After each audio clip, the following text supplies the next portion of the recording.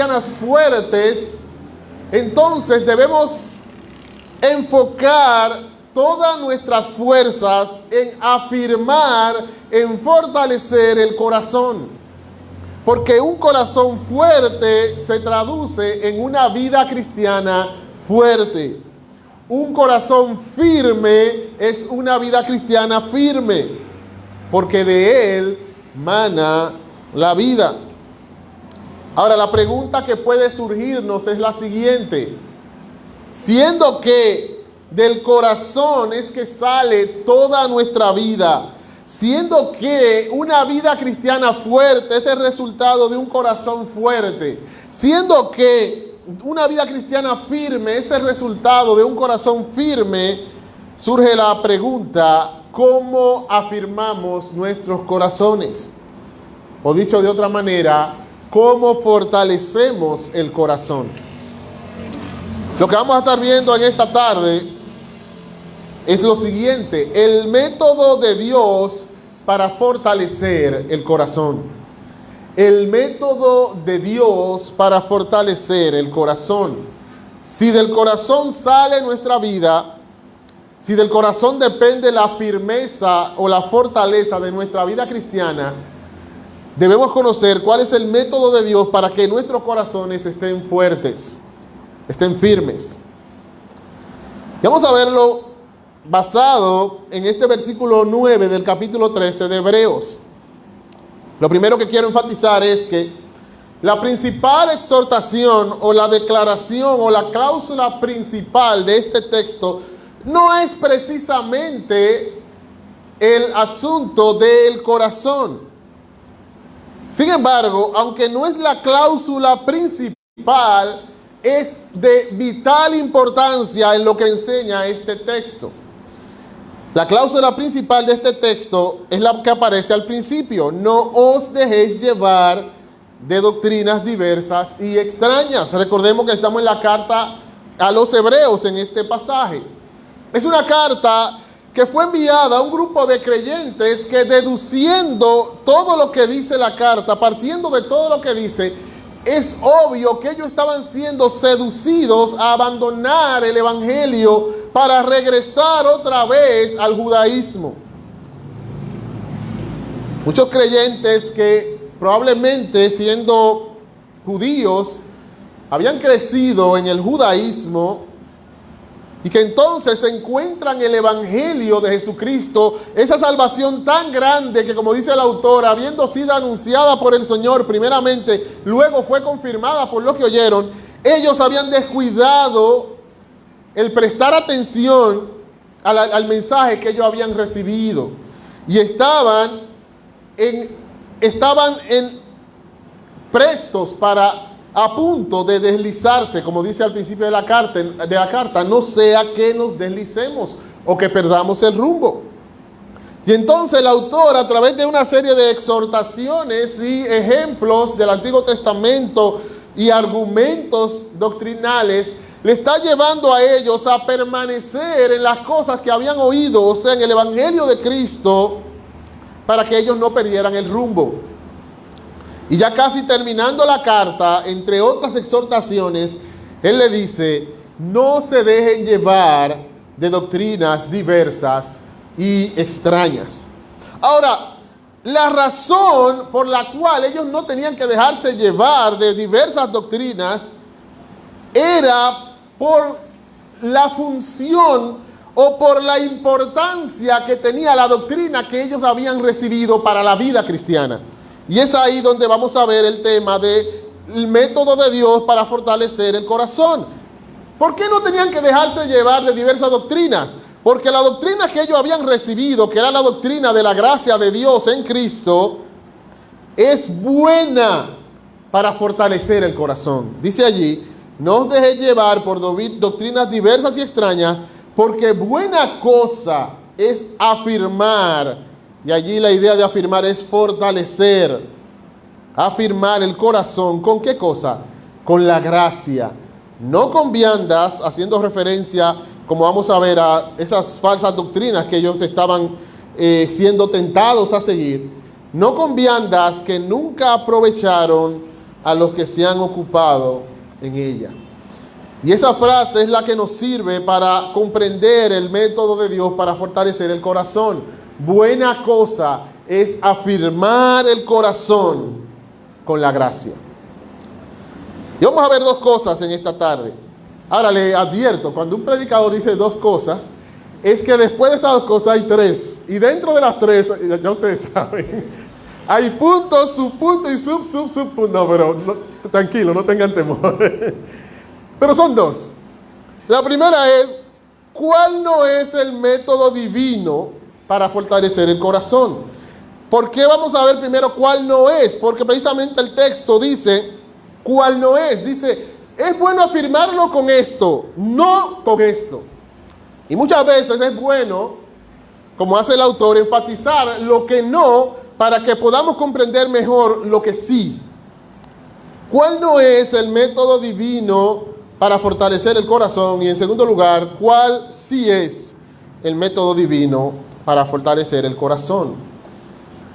Asumimos que como creyentes tenemos un interés vivo en saber cómo fortalecer nuestros corazones. Porque batallamos con el pecado. Porque batallamos con la realidad de mantenernos firmes en la fe. Porque nos encontramos con pruebas y situaciones difíciles que atentan contra nuestra firmeza.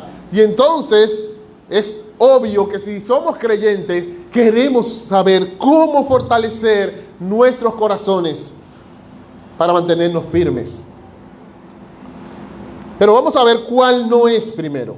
¿Cuál no es el método divino para fortalecer el corazón? El texto dice, al final, no con viandas, que nunca aprovecharon a los que se han ocupado en ella. El texto dice que el método divino no son las viandas. ¿Y a qué se refiere con las viandas? La palabra vianda sabemos que tiene que ver con comida, con alimento. Y uno dice, bueno, ¿y por qué dice allí que no es con comida? Es obvio que tú vas a fortalecer el corazón, no va a ser comiendo. No es que tú te das unas alturas y con eso ya tú tienes el corazón fortalecido. Sabemos que no es eso lo que el texto nos está diciendo. Y entonces, ¿qué es? Es bueno siempre dejar que el mismo texto bíblico nos ayude a interpretar el texto bíblico. En el capítulo 9 de Hebreos, que es en el mismo libro, en el mismo contexto, aparecen unas palabras que pueden ayudarnos para entender por qué dice el autor que no es con comida, no es con viandas. Para que podamos comprender a qué se refiere realmente. Dice allí, versículo 1, ahora bien, aún en el primer pacto, hablando del antiguo pacto, del Antiguo Testamento, tenía ordenanzas de culto y un santuario terrenal. El autor ahí está hablando en el Antiguo Testamento de todas las ordenanzas que tenían que ver con el culto y la adoración a Dios, ordenadas por Dios a través de Moisés, que inició con el tabernáculo y luego con el templo. Versículo 2, porque el tabernáculo estaba dispuesto así, y comienza a explicar el tabernáculo. En la primera parte, llamada el lugar santo, estaban el candelabro, la mesa, los panes de la proposición.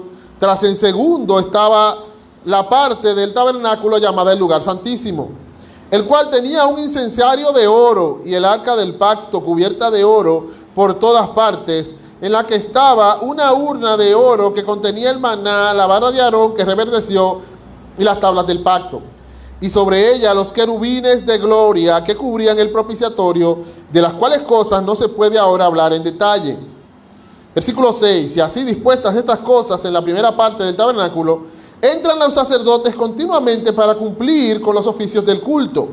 Pero en la segunda parte, solo el sumo sacerdote una vez al año, no sin sangre, la cual ofrece por sí mismo y por los pecados de ignorancia del pueblo, dando al Espíritu Santo a entender con esto que aún no se había manifestado el camino al lugar santísimo, entre tanto que la primera parte del tabernáculo estuviese en pie. Lo cual, y ahí ya va a entrar a una explicación, y estaba describiendo todo lo que era el culto, el sistema de culto judío. Dice, lo cual es símbolo para el tiempo presente, según el cual se presentan ofrendas y sacrificios que no pueden hacer perfectos en cuanto a la conciencia al que practica ese culto. El autor quiere convencerlos de que no tenía sentido volver al judaísmo, porque al final ofrecer una y otra vez sacrificio realmente no le proveía a ellos una limpieza real. Y él decía, no les dé provecho a los que practican este culto. Dice, versículo 10 va a explicar por qué no es de provecho espiritual, ya que consiste solo de comidas y bebidas, de diversas abluciones y ordenanzas acerca de la carne, impuestas hasta el tiempo de reformar las cosas. Pero estando ya presente Cristo, sumo sacerdote de los bienes venideros, por el más amplio y más perfecto tabernáculo, no hecho de manos, es decir, no de esta creación, y no por sangre de machos cabríos ni de becerros, sino por su propia sangre, entró una vez para siempre en el lugar santísimo, habiendo obtenido eterna redención. Fíjense que ahí menciona el tema de la comida en el versículo 10. Dice que eso no aprovecha porque lo que tiene que ver con leyes externas, en resumidas cuentas lo que está diciendo el autor. Y leyes externas que eran temporales hasta que Cristo estuviera presente. Y dice, consiste en ciertas cosas que incluye asuntos de comidas, bebidas y ciertas cosas que eran hasta el tiempo de reformar las cosas. Nosotros conocemos que en el Antiguo Testamento, por ejemplo, en el libro de Levíticos, encontramos muchas leyes que tienen que ver con sacrificios, con comidas, con bebidas. Y entonces ellos estaban siendo tentados a volver a todas esas leyes. Y es a eso que se refiere con viandas, porque eso incluía leyes con relación a la comida. Como dice el libro de Colosenses, cuando Pablo le dice, nadie os juzgue o en comida, o en bebida, o en días de fiesta, luna nueva, o días de reposo, todo lo cual era sombra de lo que había de venir. Así que el autor está diciéndole a ellos, a resumidas cuentas, que no es con esa serie de leyes que tenían que ver con la comida y la bebida que ellos iban a afirmar su corazón. Le está diciendo, no se dejen llevar de esas doctrinas. No es con esas comidas y bebidas y con esas reglas que ustedes van a afirmar el corazón. Y él dice, porque esas cosas nunca han aprovechado. Y tú dirías, pero ¿cómo que nunca? Dios no le dio esa ley al pueblo. ¿Por qué el autor dice que nunca han aprovechado? Fíjense que el énfasis es en los que se han ocupado en ellas. Aún en el Antiguo Testamento, los santos hombres de Dios que realmente habían entendido la ley, decían, holocausto y expiación por el pecado no te agradaron. Los santos hombres de Dios sabían que esos asuntos no eran el centro de su fe. Por ejemplo, una de las diferencias que nosotros podemos ver en Saúl y en David es eso. Para Saúl era importantísimo, hay que hacer un sacrificio, se adelantó, vamos a hacerlo, aunque no cumpliera con la voluntad de Dios. Sin embargo, David, él mismo dice una y otra vez, eso no es lo que tú quieres. David, desde el principio, estaba claro que el asunto no eran esas normas. Dios hasta le llega a decir al pueblo, estoy hastiado de sus lunas nuevas, de sus días de reposo, de sus sacrificios. Y no es que Dios no le gustaba que lo hicieran, Él se lo había mandado. El problema es que ellos estaban ocupados en esas cosas. Era el centro de su fe. Y ahora presente Cristo, mucho menos, le quiere decir el autor de los Hebreos. Dice, no es con eso. Ahora, nosotros probablemente no tenemos nada que ver con esas leyes. Nosotros no somos judíos, no somos hebreos. Sin embargo, nosotros podemos preguntarnos qué equivale o qué puede ser comparado a esas viandas en nuestro contexto, para así hacer una aplicación para nosotros de este punto. Hay varias cosas que podíamos ver como viandas, si se puede decir así. En primer lugar, tomando como principio lo que significaban esas viandas en ese contexto, doctrinas que atenten contra la suficiencia de Cristo. Fíjense que ese era el problema de estas leyes. El problema de estas leyes no eran las normas en cuanto a comida y todo lo demás, no era el asunto de que tú comas esto, no comas aquello. El problema de estas leyes era que atentaban contra la suficiencia de Cristo en primer lugar. ¿Por qué? Porque claramente El autor de los Hebreos en capítulo 9 dice que estando ya presente Cristo no son necesarias. Y entonces ellos seguían aferradas a ella. Ellos estaban diciendo que Cristo no era suficiente. Así que cualquier doctrina, amados hermanos, que atente contra la suficiencia de Cristo es una vianda que no aprovecha. Es algo que no va a afirmar el corazón de nadie. Por ejemplo, muchas personas que confían en sus obras para su salvación y hasta piensan que eso es aún más recto y más santo que confiar en la gracia redentora de Cristo. Y dicen, bueno, los que predican eso, de que de una seguridad eterna, una salvación por gracia, eso es muy flojo. Eso es demasiado liviano. Si eso atenta contra la suficiencia de Cristo, eso es como esa vianda que no aprovecha para nada a los que se ocupan en ella. Hay quienes creen en otros mediadores, que es Cristo, pero hay otro. Hay santos, hay otras cosas, hay personas, hay líderes religiosos que pueden mediar entre Dios y ellos. Eso atenta contra la suficiencia de Cristo.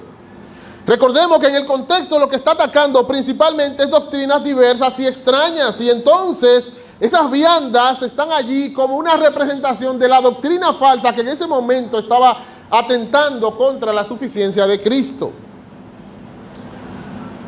Pero también el Evangelio de la Prosperidad hoy día atenta contra la suficiencia de Cristo. Cuando alguien predica y dice que cuando tú vienes a Cristo, lo que tú obtienes es éxito terrenal, no enfermedades, no sufrimiento, mucho cuarto. Eso es lo que promete el Evangelio. Ese tipo de evangelio o de falso evangelio atenta contra la suficiencia de Cristo, ya que la gente no va atraída por Cristo, sino atraída por cosas de esta vida que están sustituyendo a Cristo. Y eso no aprovecha, a nadie le aprovecha eso. Por eso, si tú conoces a alguien que está creyendo esa clase de doctrina, adviértele con amor, porque eso no le va a aprovechar en su vida. Nunca, ninguna doctrina extraña que atente contra la suficiencia de Cristo le va a aprovechar a nadie. Hay también una creencia actual de una supuesta cobertura. Escuchaba a un falso maestro, Guillermo Maldonado, decir que ciertos pastores en un país de Centroamérica, en tiempo de pandemia, ¿saben por qué murieron de coronavirus? Porque no se habían sujetado a su cobertura. Oye eso. Entonces Cristo no es nada. O sea, ellos tienen a Cristo, pero no tienen a ese personaje y están en peligro. O sea, ellos habitan al abrigo del Altísimo, pero no habitan al abrigo de Él y están perdidos por eso. Eso es vianda que no aprovecha para nada a aquellas personas que se ocupan en ellas. Pero también, no solamente doctrinas que atentan contra la suficiencia de Cristo, sino cualquier interpretación bíblica que no tome en cuenta el desarrollo de la historia de la redención, no aprovecha. Muchas de las confusiones que hay en el pueblo de Dios y con relación a la vida cristiana tienen que ver con que se toman textos bíblicos sin tomar en cuenta el desarrollo de la historia de la redención. O sea, Dios tiene un plan salvador desde el libro de Génesis. Toda la Biblia es la gran historia de Dios.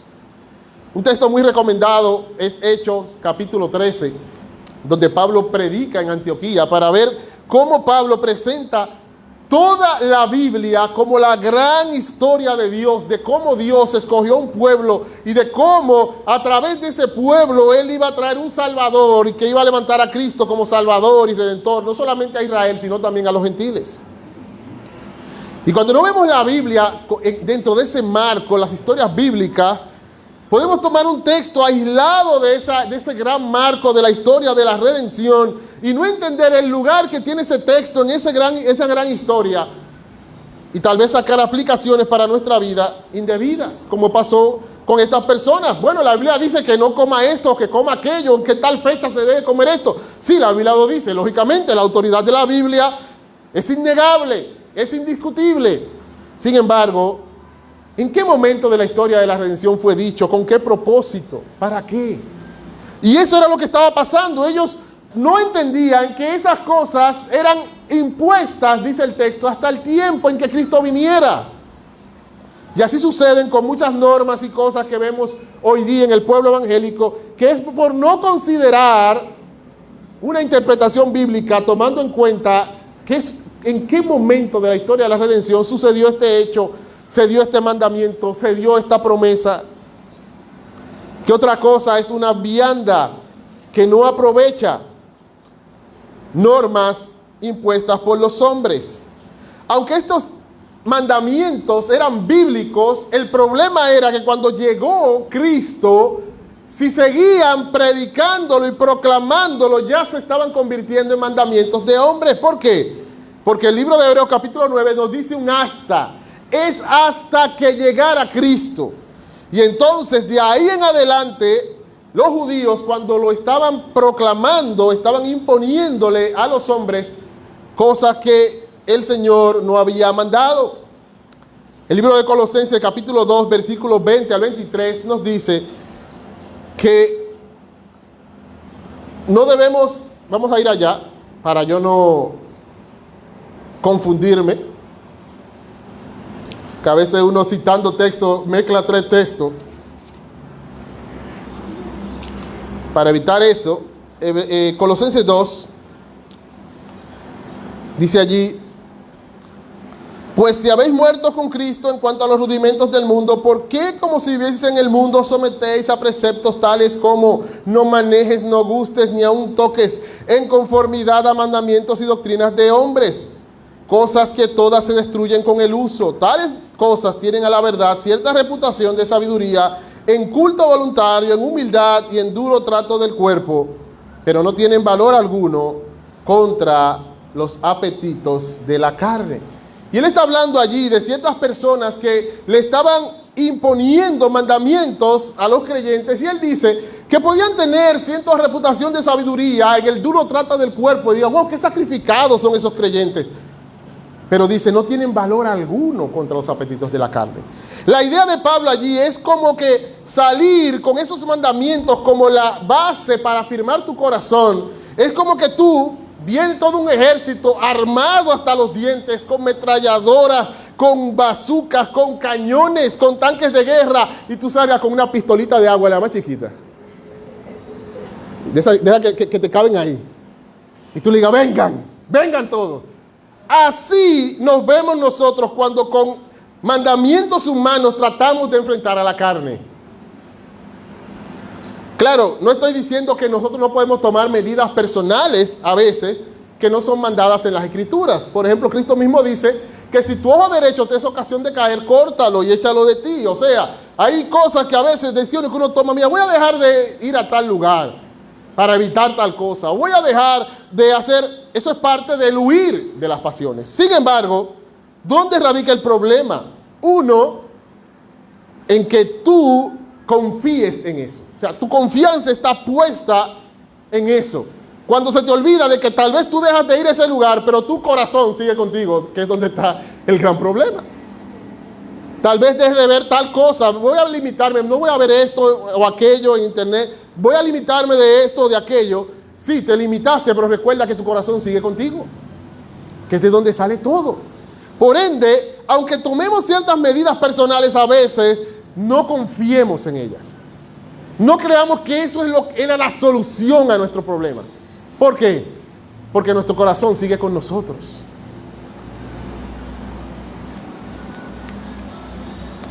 Pero también podemos ver como esas viandas la autojusticia. La autojusticia es la búsqueda de estar bien con Dios basado en mis logros espirituales. Es cuando yo entiendo que por los logros espirituales, lo que yo puedo lograr o he logrado en mi vida, en mi andar con Dios, con eso me he ganado a Dios.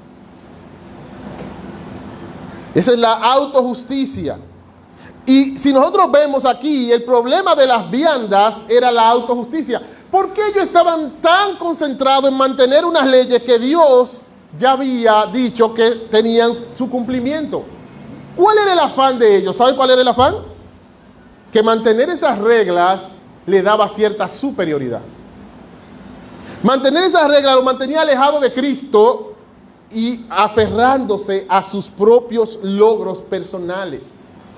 En el capítulo 10 de Romanos se dice que ese era el problema de los judíos, que ellos, dejando de lado la justicia de Dios y queriendo establecer la suya propia, no se sujetaban a la justicia de Dios.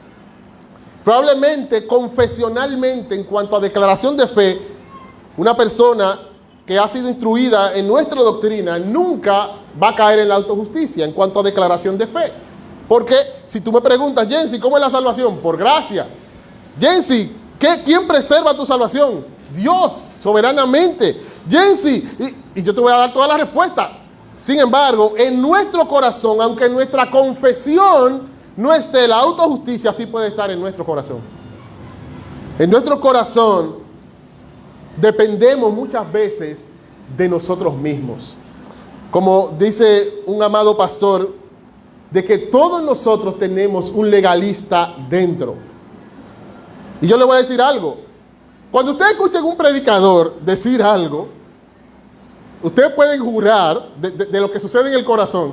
Ustedes pueden jurar que eso sucede en su corazón, porque él no conoce el corazón de nadie más. Entonces usted me dice, no, que en nuestro corazón hay orgullo, dirá un hermano. Él lo está diciendo por mí. No, él lo está diciendo por él, porque él no conoce el tuyo, el de él es que él conoce.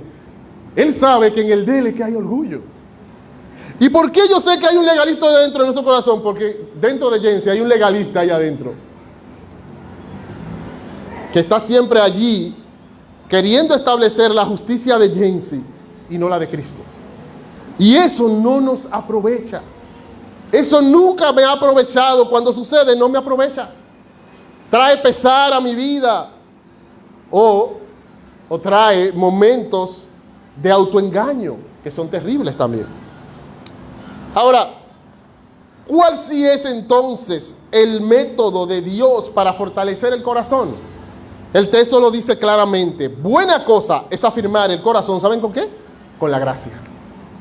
La gracia es el método de Dios para fortalecer nuestros corazones, para que así andemos rectamente como Dios quiere, en firmeza.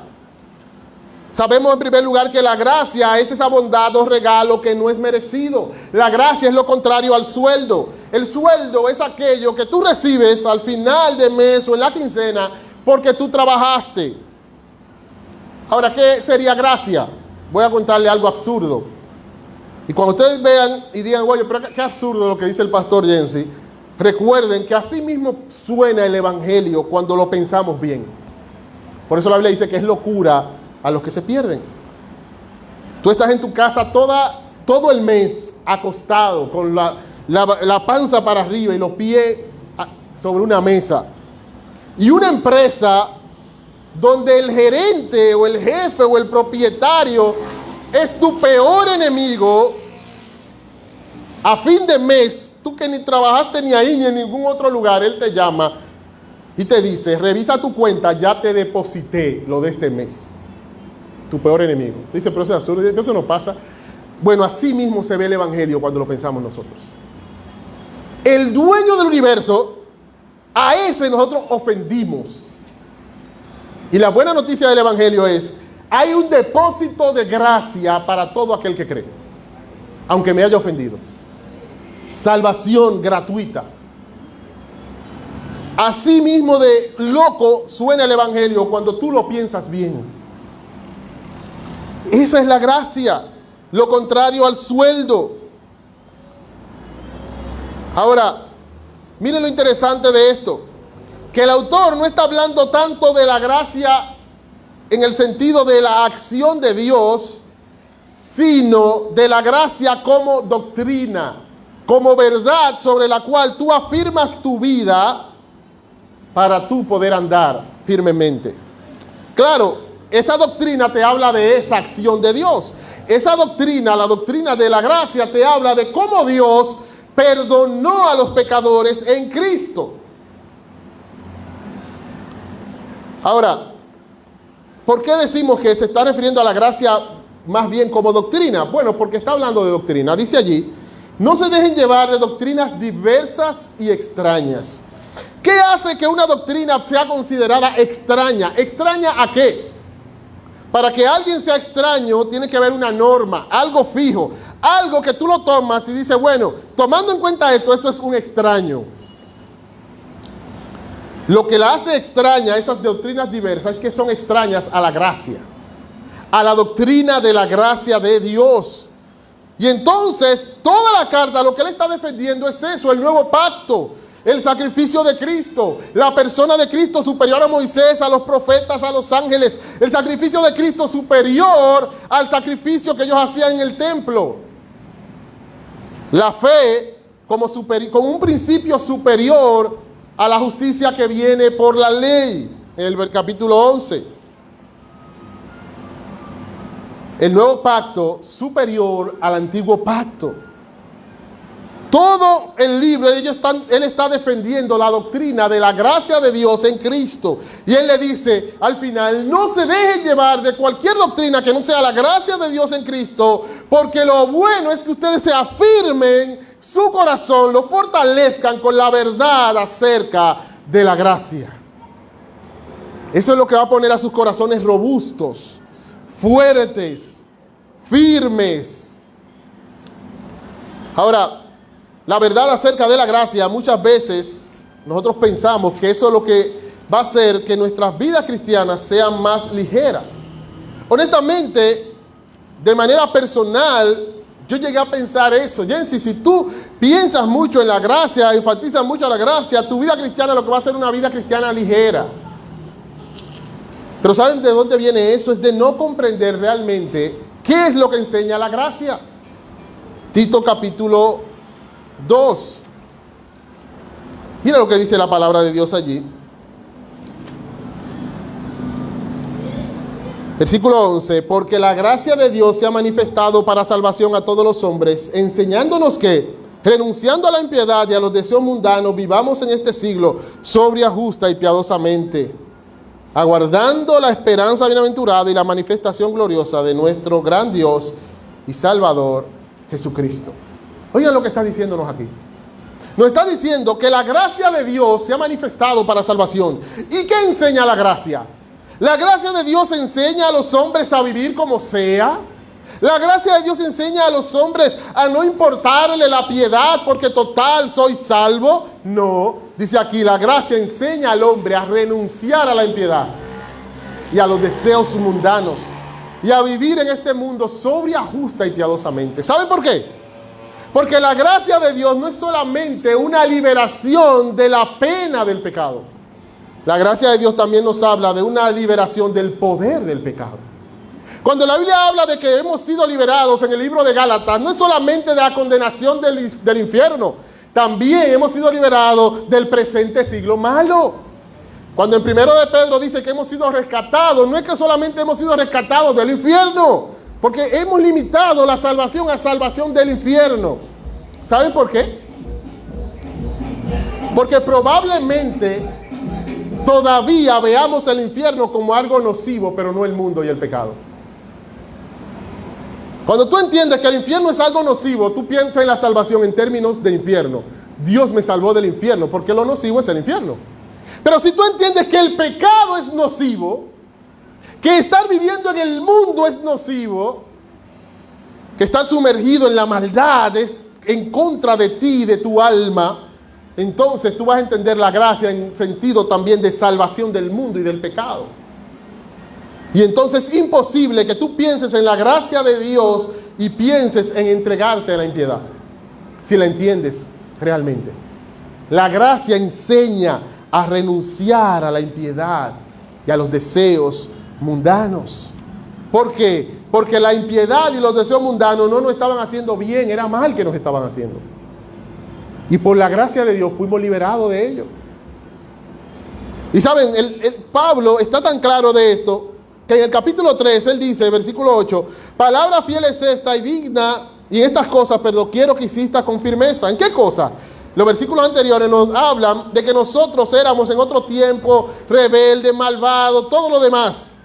Y él dice, pero cuando se manifestó la bondad de Dios y su amor para con nosotros, nos salvó no por obras de justicia que nosotros hubiéramos hecho, sino por su misericordia, por el lavamiento de la regeneración y por la renovación en el Espíritu Santo, el cual derramó en nosotros abundantemente por Jesucristo nuestro Salvador, para que justificados por su gracia, viniésemos a ser herederos conforme a la esperanza de la vida eterna. Versículo 8, palabra fiel es esta.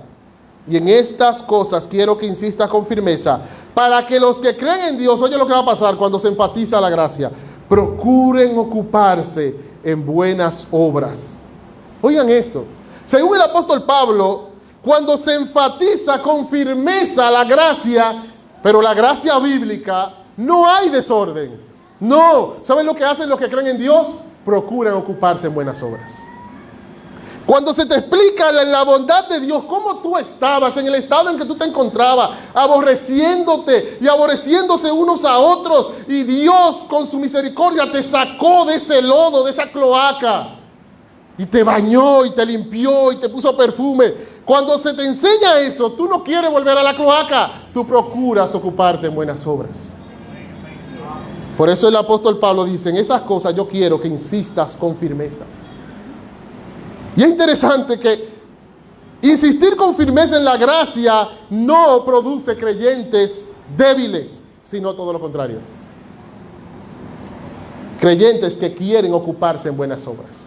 ¿Ustedes han pensado alguna vez en que una persona que esté secuestrada por mucho tiempo con alguien malo, abusador, que lo golpea, le hace mal, y que después sea rescatado de esa persona, y que por cosas de lo que sucedieron esa persona no recuerde bien a aquel que abusó, que le hizo mal, y que entonces un día lo ve en la calle y lo trate normal, pero después alguien le dice, mira, ese era que te tenía así y así y así y así?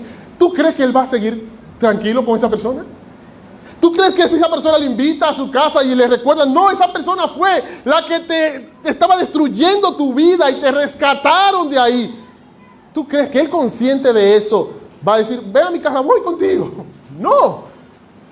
Cuando la gracia es bien expuesta, se nos recuerda que aquel que nos tenía secuestrado, el pecado, no nos daba de comer, nos golpeaba, acababa con nuestra vida y nos estaba llevando rumbo al infierno.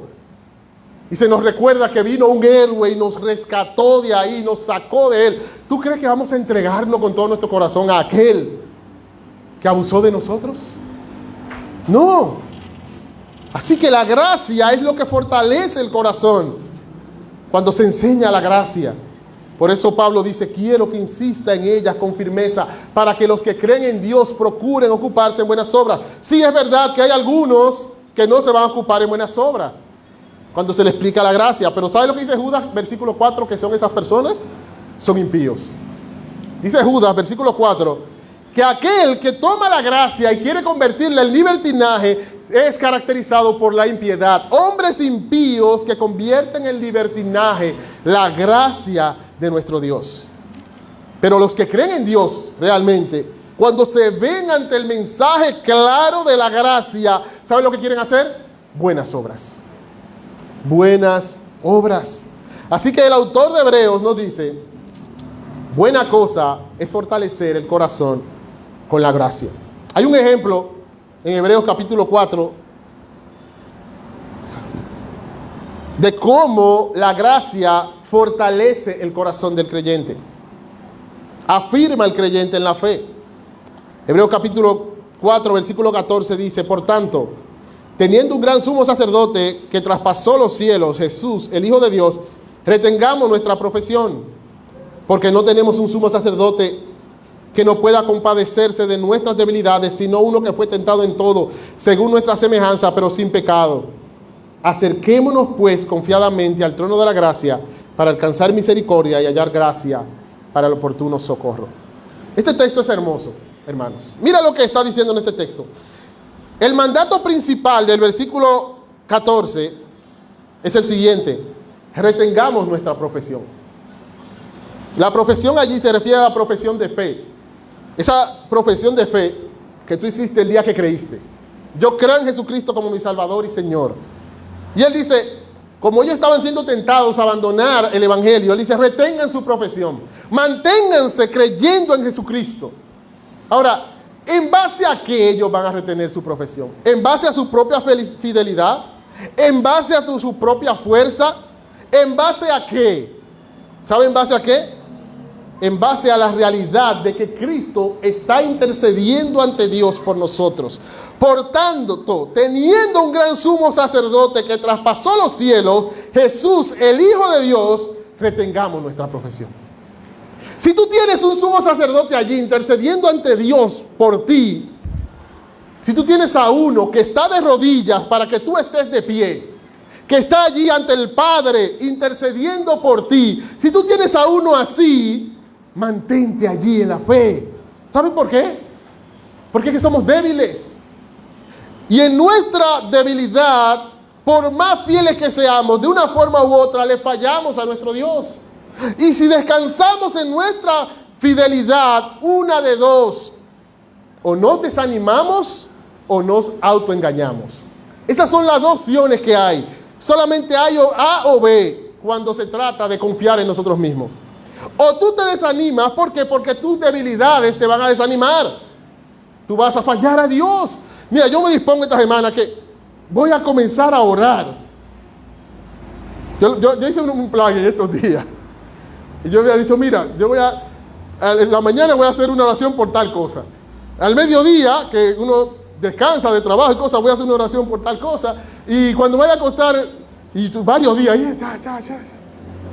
llegó un día que no se pudo, y cuando el día no se pudo, al otro...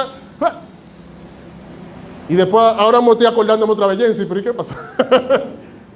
¿Por qué? Porque somos débiles. Porque somos débiles. Y entonces, si descansamos en nuestra fidelidad, ¿sabes qué va a hacer? Vamos a vivir desanimados. O, en el otro caso, autoengañados. ¿A qué me refiero? A que entonces yo voy a decir, no, yo no estoy tan fiel en eso, pero eso no es nada. Eso no es tanto como tal cosa o aquello. Y entonces cuando falla en otro, no, eso tampoco es tanto así. Tampoco. ¿Tú me entiendes? Porque con nosotros mismos somos bien indulgentes. Y entonces, ¿qué va a pasar? Que o nos vamos a autoengañar o nos vamos a desanimar. Sin embargo, si nuestra ancla del alma, como dice esta misma carta a los hebreos, es la obra de Cristo, vamos a recordar que no tenemos un sumo sacerdote que no pueda compadecerse, dice el versículo 15, de nuestras debilidades, sino que uno que fue tentado en todo, él sí fue fiel en todo, pero sin pecado, según nuestra semejanza. Y entonces vamos a acercarnos ¿cómo? Confiadamente ¿a qué? Al trono de la gracia. Ese mismo trono de juicio que va a juzgar un día al mundo, es para el creyente un trono de gracia. ¿Sabe por qué?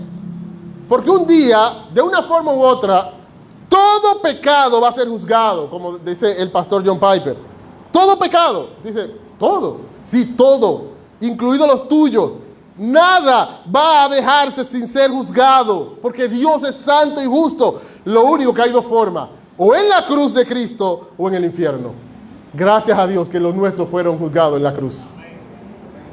Porque si no estuviéramos feos para la foto. Y entonces podemos acercarnos, ese mismo trono de juicio se convierte para nosotros en un trono de gracia. Y aferrados a esa gracia, tú puedes mantenerte firme. Fallaste, no tienes que apartarte. ¿Por qué? Porque hay un trono de gracia. No para seguir pecando, no para decir no. Porque si tú recuerdas lo que ese pecado te ha hecho en ese momento de fallo, porque si tú eres creyente, no me digas que ese pecado te supo dulce. Porque si te supo dulce y te sigue sabiendo dulce, tienes que convertirte.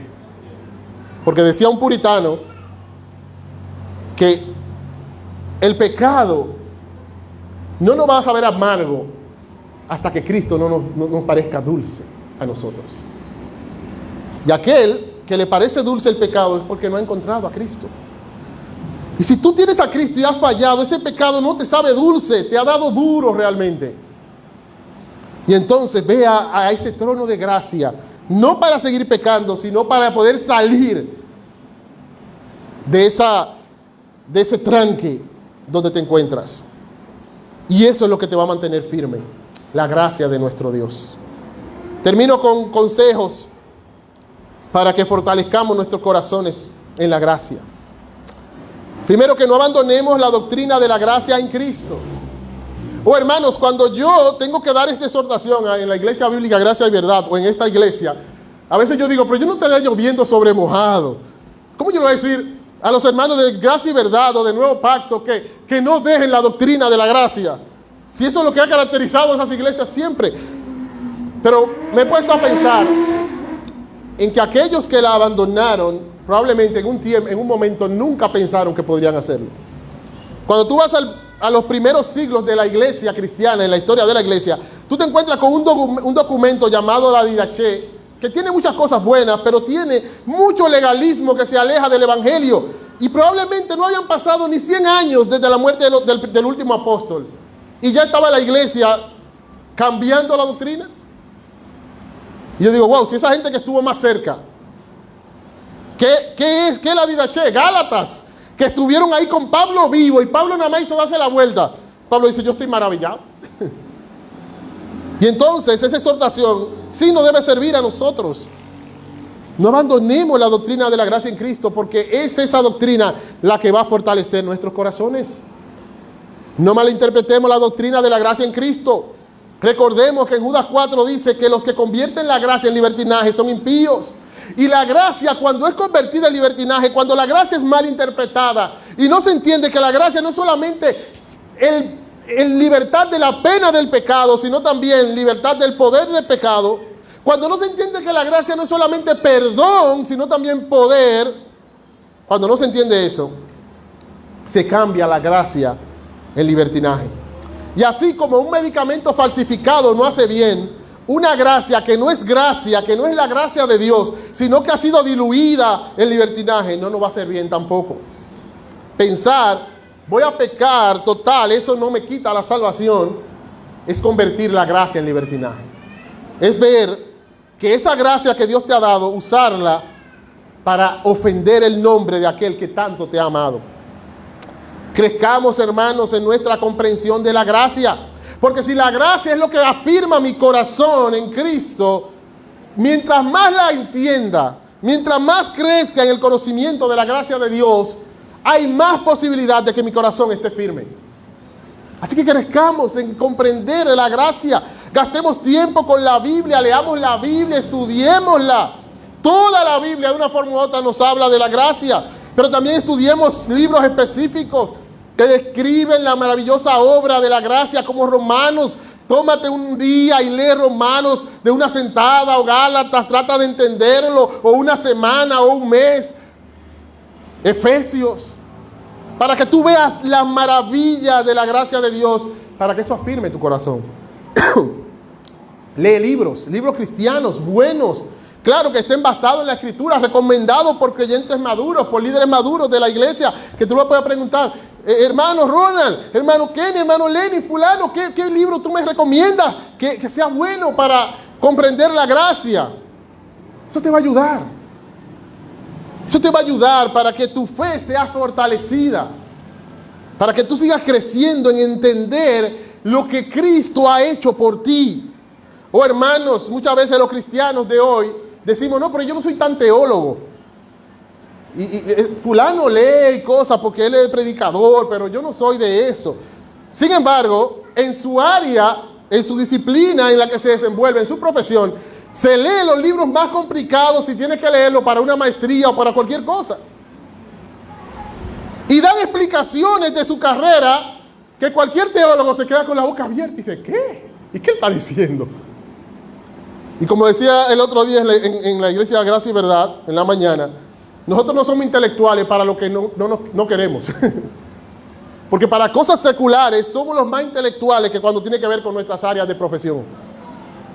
Pero cuando se trata de la teología, decimos, ay, no, eso es propiciación, justificación, esos términos son muy difíciles. Pero tú háblame de un término de medicina, o de un término de leyes, o de un término del área tuya, normal. ¿Por qué? Porque hay una pasión por eso. ¿Cuánta pasión no deberíamos tener por el Evangelio? Que es el mensaje que nos ha salvado.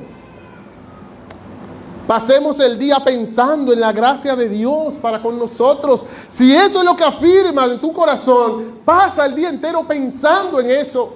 ¿Qué era lo que te mantenía o te mantiene ahí enamorado de la persona que tú quieres? Es que tú vives pensando en esa persona. Y cuando tú dejas de pensar en esa persona, va menguando el interés entonces. Oh hermano, ¿qué no ha hecho Dios por ti? Tú estabas en tinieblas y Él te sacó a la luz admirable. Si tú pasas el día entero pensando en eso, como piensa un enamorado de su ser amado, como yo cuando salgo de mi tiempo de trabajo, y yo sé que yo voy a ver a Raida allá en la casa, y yo, oye, y eso tú quieres ver a tu esposa allá, a Sara también, no te me ofenda mi niña, pero tú quieres ver a tu esposa. Si tú vives así, pensando en el Señor, pensando en ese que te ha amado, que es el creador de todas las cosas, eso va a fortalecer tu corazón. Y en último lugar, cuando hagamos una acción piadosa, hagámoslo considerando la gracia de Dios. Cada acción piadosa, se ha convocado a una reunión de la iglesia o a un culto, una actividad, tú vas a salir de tu casa y vas a llegar temprano, piensa, eso es por la gracia de Dios. Vas a evangelizar a alguien, le vas a predicar el evangelio, piensa y recuerda que lo que tú haces es porque Dios es bueno. Y si aún tienes el deseo de hacerlo, es porque Dios produce en ti el querer como el hacer. Siempre ten en mente la gracia de Dios, cada decisión piadosa que vas a tomar, que debes tomar, porque la vida cristiana es una vida de decisiones piadosas. Cada decisión piadosa que vayas a tomar, recuerda la gracia de Dios, porque si no la recuerdas, ¿sabes qué? Va a llegar un momento en que vas a pensar que fue por ti mismo y tu corazón se va a debilitar. Buena cosa es afirmar el corazón con la gracia. Que Dios nos ayude. Gracias te damos, mi Dios, en esta tarde. Gracias por estos amados hermanos, con lo que hemos estado compartiendo la palabra. Oh Dios, ayúdanos a fortalecer nuestros corazones con la gracia tuya revelada en Cristo. Ayúdanos a comprender esa doctrina cada día más, a pegarnos a ella y a pensar en ti como ese gran Salvador que nos ha amado. En el nombre de Jesús. Amén. Dios le bendiga, hermanos. What?